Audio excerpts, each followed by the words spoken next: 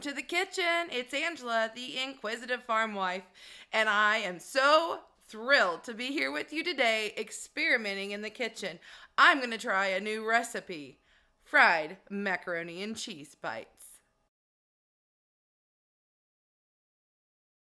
Today's video is part of a collaboration called Mac Attack. Thank you to Jim's Kitchen for including me in this collaboration. There will be lots of macaroni and cheese videos coming out today. Check out the playlist below. There was a challenge, and I accepted. Take an ordinary box of macaroni and cheese and turn it into something spectacular. Let's do this. The recipe I'm following today, I found on the internet. I'll put it down below too. So they suggest if you have leftover macaroni and cheese this is a great recipe for that. So if you make your own homemade, you could absolutely use that too. However, because it's part of a challenge, I have to use from the box. The recipe calls for 3 cups of macaroni and cheese, already made cold from the refrigerator. And I think that's about what we've got here. So we're gonna go ahead and put all of this container right in our bowl. I'm just gonna kind of break it up a little bit. Add a little salt and pepper to taste. These pre-made packets are pretty salty as is, so I don't want to add too much.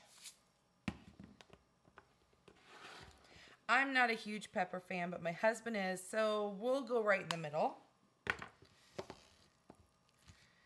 Kind of mix this in a bit. They have some pretty fancy macaroni and cheese boxes out now. You could probably get creative and make whatever kinds you want. They suggest adding a cup of your favorite cheese. Mozzarella is a good one for melting. They do say, however, don't use the store-bought stuff because it's pre-shredded, because it will have anti-caking agents in it and make it less likely to melt. However, I kind of thought this queso quesadilla cheese would melt for us, so I grabbed it from the store rather than shredding from a block. But if you want to do that, you won't be disappointed, I'm sure. And so we're just going to mix this generous cup of cheese because I love cheese and you can never have too much of it. And now that I feel that I have this mixed well, I'm going to take a medium-sized scoop and I'm going to kind of press it in there. And then we are going to pre-freeze little bundles. Ooh, I'm not happy with that. Let's try this. May have to squeeze it with my hand.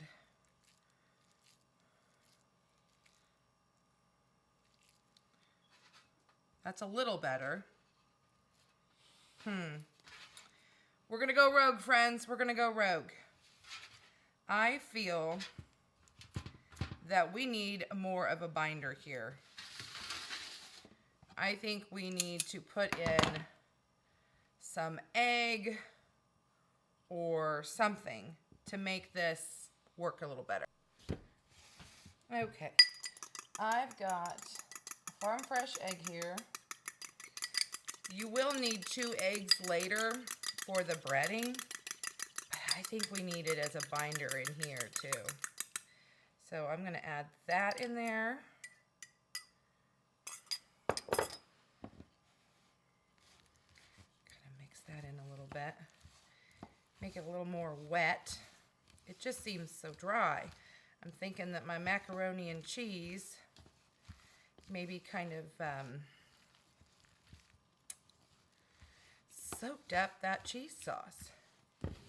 And let's go ahead and add in 1/4 of a cup of flour.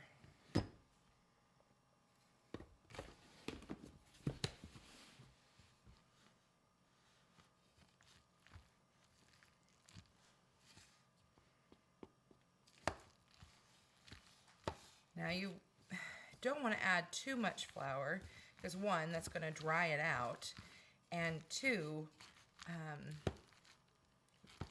you just don't want it to be too, you don't want it to really change the flavor of your macaroni and cheese bite. But I do think this combination feels a little better. So let's see what happens. Try again. There, that seems to be sticking together better. I just kind of want to make little haystacks here to put in the freezer.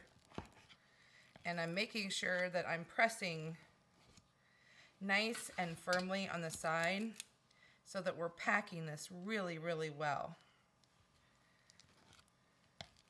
I think that's part of the trick too. And I'll just keep doing this.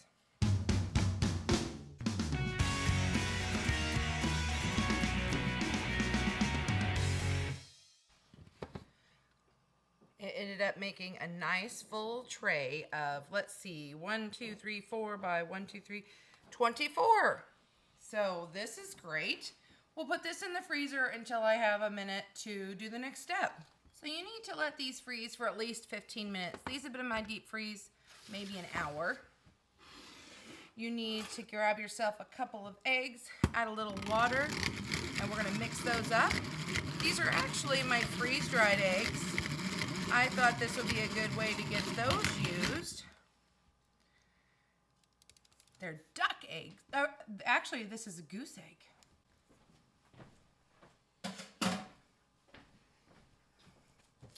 And then you need some panko crumbs. Pour a few in there, see how that goes.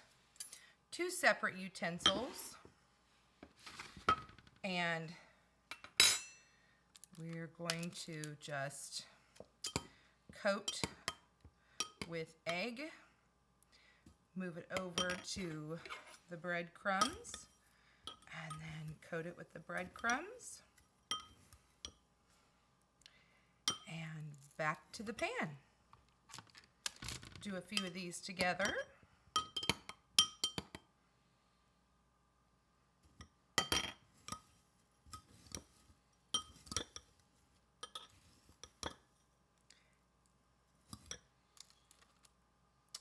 Just keep repeating until it's all done. Well, that wasn't near enough egg, so I'm gonna use triple the amount that they suggest. So that's 4 eggs worth of powder. I'll add cold water to this to reconstitute and keep the process going. And here they are. They're gonna go back in the freezer. Wanted to show you, we do have leftover eggs and panko. So tripling it was probably excess. Just double the amount. And I went through probably a half a container of panko. Hate to waste. Let's go ahead and I put the panko in there. And I'm gonna put some Danos in there.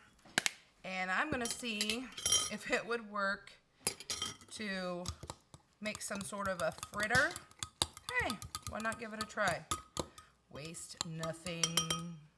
I have myself an egg fritter. All right, let's do a taste test. I got to thinking after I made it, putting cheese in it probably would have been really good. Oh, actually, it doesn't necessarily need it. We've got the oil warming up here on the stove, and I have it set, whoops. I have it set to 375 because our mac and cheese bites are frozen. We really want it close to 350, 325. Usually 325 would be good for this if you were doing it fresh, but because it's frozen, we're going to wait till this hits 375, and then we're going to fry these babies up. All right, we have reached 375. Getting there. So we'll go ahead and put these in. We'll do like 4 at a time. And we'll fry them up for 2 minutes each. I'm using peanut oil. And these will be ready. Went off. Let's check one of these. Oh, that looks lovely. Ooh.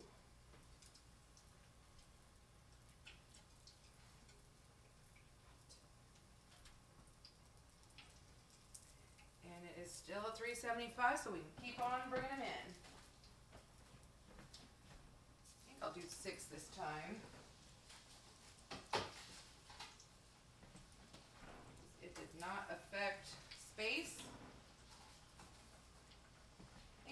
on your pan. You just don't want to overcrowd when you fry stuff. And I like to put a little bit of salt after I fry food. These are going to be lovely, I can tell. Oh, I love panko. For an individual plate, I'll put just a little parsley. And today, because I'm feeding a crowd, I am going to go ahead and plate them all up. Go ahead and sprinkle a little parsley on here. And here they are.